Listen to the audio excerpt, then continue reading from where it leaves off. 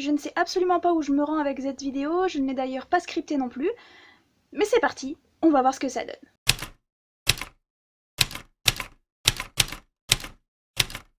Si jamais vous n'êtes pas familier avec le hate reading, je ne sais même pas d'ailleurs s'il y a un nom français, la lecture haineuse. L'idée du hate reading ou de la lecture haineuse, c'est de tout simplement prendre un livre qu'on sait qu'on va détester, le lire et le démonter sur internet. Sur son blog, sur sa chaîne YouTube, sur Twitter, enfin voilà. Il semble également important de rappeler que faire une critique négative ne veut pas forcément non plus faire du hate reading. Parfois on n'a juste pas aimé un livre et on a le droit de le dire. Tout simplement. Le fait de hate read, c'est vraiment de choisir un bouquin en sachant qu'on va le détester, en sachant qu'on va le démonter. D'ailleurs, des fois, rien qu'en sachant qu'on va le démonter, ça crée le fait qu'on déteste le livre, si jamais vous voyez ce que je veux dire. C'est chercher la petite bête. Tout simplement. Vous avez le droit de continuer de parler des livres que vous n'aimez pas. J'ai le droit de continuer de parler des livres que je n'aime pas. Vous avez le droit de laisser des reviews négatives du moment qu'elles sont constructives et que vous vous rappelez... Oh, faudrait que je fasse une vidéo là-dessus. Vous rappelez qu'une critique négative est pour les lectrices et non pour les autrices. Faudrait vraiment que je fasse une vidéo là-dessus, je vais le noter. J'ai fait une vidéo au début de ma chaîne, il me semble, donc ça doit remonter à presque 2 ans, 1 an et demi, 2 ans. Cette chaîne n'a pas encore tout à fait 2 ans, donc on va dire 1 an, sur le fait d'écrire des reviews négatives uniquement pour divertir le public. Je n'ai pas re-regardé cette vidéo, mais je pense que l'idée c'était tout simplement de dire que c'est pas bien, faut pas faire ça, c'est pas gentil. Est-ce que au quotidien je suis cette idée de dire que c'est pas bien, faut pas faire ça, c'est pas gentil? Alors au niveau de mes réseaux sociaux, oui, en tout cas j'espère. Si jamais vous avez remarqué quelque chose, faites-moi signe. Au niveau de cette chaîne aussi, je ne prends jamais un livre en me disant je vais détester, il faut que je le démonte. Jamais. Mais dans le contenu que je regarde, il m'arrive en effet de regarder une vidéo ou même de chercher une vidéo sur le hate reading. Pourquoi je fais ça? Déjà de 1, parce que c'est hilarant. C'est horrible à dire, mais c'est super drôle des fois de voir quelqu'un démonter un livre. Alors c'est encore mieux si le livre est problématique, je ressens aucun scrupule du coup, mais moi ça me fait rire. Moi, Cindy de la chaîne Read with Cindy qui descend à cotard dans des vidéos de 40 minutes, ça me tue de rire. 2, parce que du coup, en sachant ce qui ne va pas dans un bouquin, je peux me apprendre des erreurs des autres et ne pas refaire la même chose dans mon écriture. 3, quand j'ai envie de lire un livre, j'ai tendance à chercher surtout les reviews négatives. Parce que je trouve que ce sont les reviews négatives qui en disent le plus sur le fond du livre, c'est-à-dire s'il y a un problème, quelque chose de problématique, s'il y a un sujet mal traité, s'il y a, voilà, contrairement à une review positive qui va juste encenser ce qu'on aime et le coup de cœur qu'on a eu. Attention, si vous avez une review positive, je vous rappelle qu'il faut absolument donner ses retours sur les bouquins. C'est important pour la visibilité de l'auteur, mais également pour nous, lecteurs et lectrices. Tout le monde ne cherche pas les avis négatifs. Voilà, c'est important aussi pour savoir ce qui plaît dans les livres et pour comment un livre a fonctionné. Nadège me fait acheter énormément de bouquins. Parce que Nadège, elle fait de très bonnes reviews positives. Je devrais appeler cette chaîne le fan club de Planète Diversité. On tient peut-être quelque chose. Mais alors, vous me direz, alors Cécile, quel est le problème? Tu nous dis que t'aimes bien que c'est pas super ouf, mais que t'aimes bien le faire, que tu le fais. Pourquoi nous, on le ferait pas? Déjà, vous faites ce que vous voulez. Je suis pas là pour vous dire quoi faire. Deuxièmement, en fait, le fait que j'ai pas trop de scrupules à regarder les vidéos de Read with Cindy, par exemple, c'est parce que, à moins qu'elle nous ait menti depuis tout ce temps sur sa consommation de livres et de lecture, Cindy de la chaîne Read with Cindy, que je vous conseille de voir, j'essaierai de mettre ça dans la barre d'infos, n'achète pas les bouquins qu'elle lit. Elle a dit dans une vidéo qu'elle les comprenait à la bibliothèque. Et si jamais je venais à faire du hate reading, j'irais prendre le bouquin à la bibliothèque plutôt que de l'acheter. On va prendre un exemple absolument magnifique qui vient de se produire. Là, on est au mois d'octobre quand je filme. Donc fin septembre, début octobre, on va dire. Vous avez sûrement entendu parler de cette merveilleuse nouvelle érotique qui est sortie il y a peu de temps, Kissing the Coronavirus. Coronavirus. On va faire comme si mon anglais était bon et puis on va passer outre. Mais alors, qu'est-ce que c'est que ça, Kissing the Coronavirus? C'est une nouvelle qui a pris de l'ampleur sur internet parce que des booktubeurs français-anglais, booktubeuses, des autrices, des auteurices, des artistes, tout ça, ont fait tourner l'existence de cette nouvelle sur les réseaux sociaux. Et donc le magnifique la magnifique intrigue de cette nouvelle romantique, eh ben c'est simple, c'est l'histoire d'une scientifique qui devait créer le virus, le vaccin contre le coronavirus, enfin trouver le vaccin, et qui au lieu de ça, eh ben, est tombée amoureuse du virus et a couché avec lui. Du coup, c'est parti dans tous les sens, c'est une honte, nanana, comment on peut écrire ou acheter ce genre de truc, blablabla, blablabla, bla. Tout le monde en parlait sur les réseaux sociaux, la nouvelle était à 99 cents, et du coup, tout le monde a acheté la nouvelle. Parce que tout le monde voulait en parler sur son blog, tout le monde voulait en parler sur Twitter, tout le monde voulait en parler sur YouTube, et on est d'accord que tant qu'on n'a pas lu un bouquin, on peut pas vraiment se permettre d'en faire une review vu que bah on l'a pas ouvert. En plus, sacré coup de pub, dans le résumé de cette nouvelle, il y avait écrit qu'en fait c'était le premier roman de l'autrice, la première nouvelle de l'autrice qu'elle avait écrit pendant le coronavirus parce qu'elle venait de perdre son boulot et que donc elle avait besoin d'arrondir les fins de mois. Alors là c'est parti dans tous les sens. Tout le monde a commencé à dire oui c'est trop bien, en fait c'est une trop bonne idée puisque tout le monde est en train de troller, tout le monde est en train d'acheter le livre, on devrait tous acheter le bouquin, on devrait tous faire une hate reading, hate read, whatever, comment vous voulez l'appeler, sur les réseaux sociaux pour soutenir cette femme qui a perdu son boulot parce qu'au final c'était un magnifique coup de promo. C'était super intelligent de sa part, et que toute cette haine sur son bouquin lui a donné de la visibilité, et a fait que du coup, eh ben, elle est en train d'avoir ses sous, cette petite dame. Sauf qu'on s'est tous fait avoir.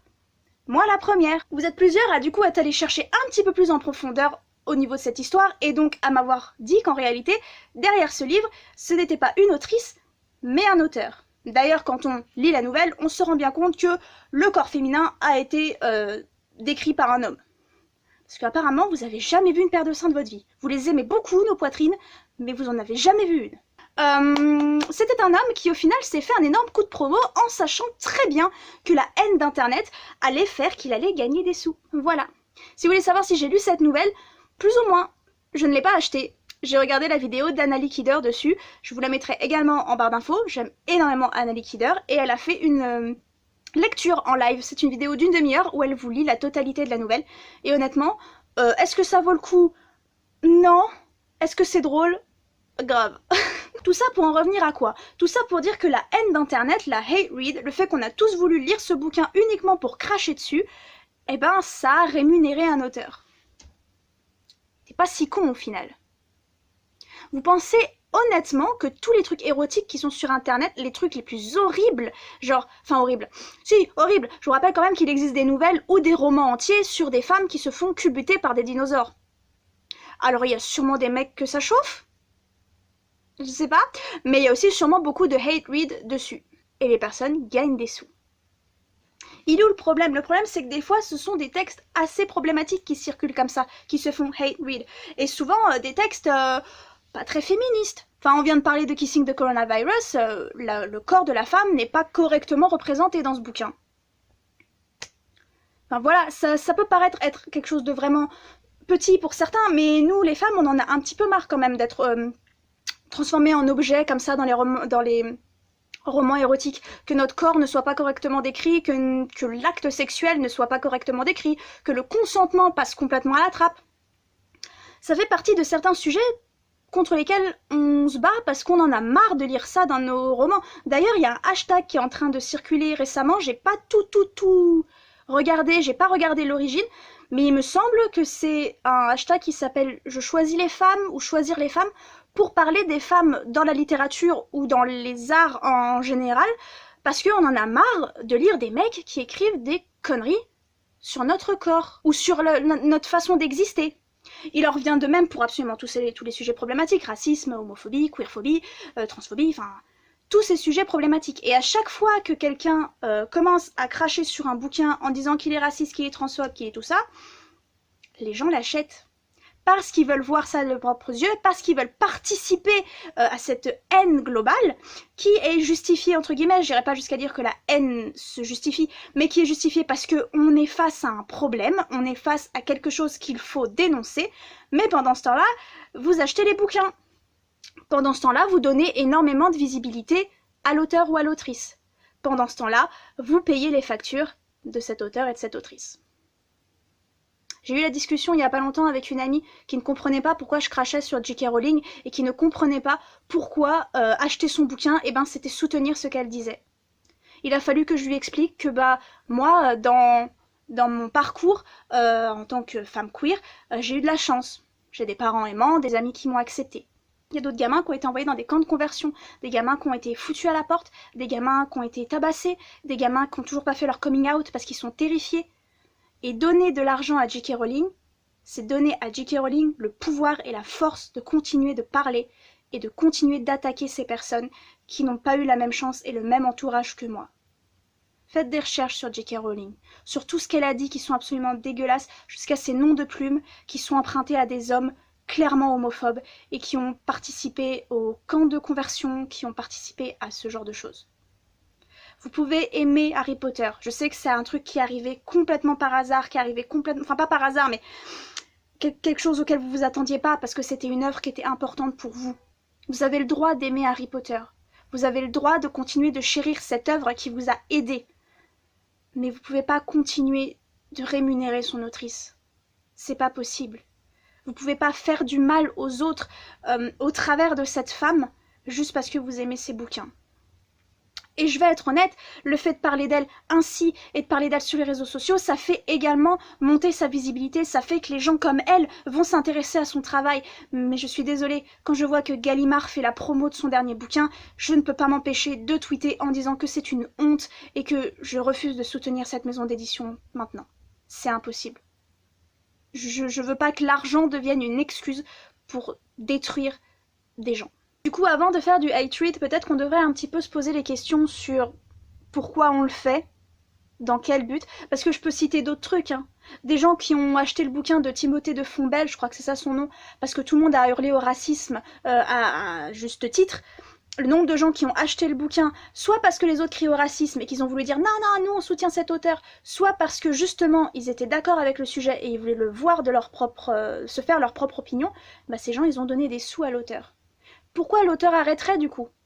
Pourquoi est-ce qu'il se sentirait coupable? Pourquoi est-ce qu'il... Puisque de toute façon, son compte en banque prouve qu'il a eu raison de le faire. Et qu'il a aucune raison de culpabiliser, vu que si les gens achètent le bouquin, c'est qu'il a raison.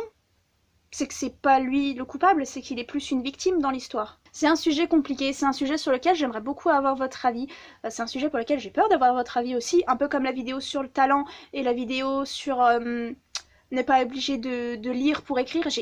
Cette vidéo est pas encore en ligne et j'ai trop peur de la mettre. Elle est planifiée mais je suis à deux doigts de la supprimer. J'espère que vous l'avez vue. J'espère qu'elle vous a plu. Tout ça pour dire que je comprends très bien du bien le hate reading, que je suis, coupable de faire du hate reading, coupable si on veut dire, de lyncher des auteurs qui... Enfin, lyncher, non, c'est méchant, mais de mettre en lumière des auteurs et des autrices qui devraient arrêter soit d'écrire, carrément, soit qui devraient être... comment dire, mis face à leurs problèmes. Enfin, c'est pas normal que J.K. Rowling puisse avoir ses propos sans que personne ne dise rien. C'est pas normal que Timothée de Fombelle puisse publier ce genre de roman sans que personne ne dise rien. Ce genre de choses, c'est pas normal. Ça devrait pas arriver, ça ne devrait plus arriver. Et une nouvelle comme Kissing the Coronavirus, même si ça a été très drôle et même si je reconnais le coup de pub qu'il y a eu, ça ne devrait pas arriver non plus. Et le meilleur moyen d'arrêter ça, c'est de mettre les auteurs et les autrices en face de leurs conneries. Sauf que des fois, on se prend un peu le revers de la médaille. Et c'est un peu difficile de savoir ce qu'on veut. Il y a ceux qui veulent qu'on les mette face à leurs conneries, et je suis assez d'accord là-dessus. Mais il y a également ceux, et je suis d'accord aussi, qui disent qu'il faut arrêter d'en parler et justement faire la promo de ceux qui font du bon boulot. Contrebalancer la haine avec le positif, entre guillemets. Sauf que si on met jamais les auteurs face à leurs conneries, leurs fanbases continueront de les lire, leurs fanbases continueront de leur donner de l'argent et une raison de continuer d'écrire les horreurs qu'ils écrivent aujourd'hui. Du coup, to hate read or not to hate read?